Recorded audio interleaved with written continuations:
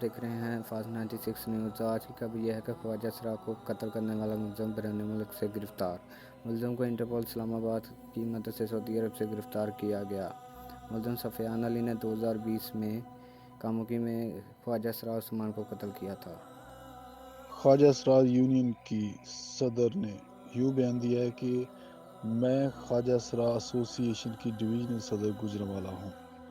آج مورخہ 18 اگست 2020 بوقت 12:15 بجے رات میزان بینک کے 7 چوبارے پر ماں عثمان عرف پیا ولد علی اکبر قوم مغل سکنہ سلامت پورہ، محمد کامران ولد علی اکبر، عمران الرحمانو ولد محمد ارشد قوم راجپوت سکنہ محلہ مسلم گنج کاموکی پر موجود تھے اور آپس میں باتیں کر رہے تھے کہ اچانک 2 کس نامعلوم اشخاص جن کو سامنے آنے پر شناخت کر سکتا ہوں اچانک کمرے میں آ گئے۔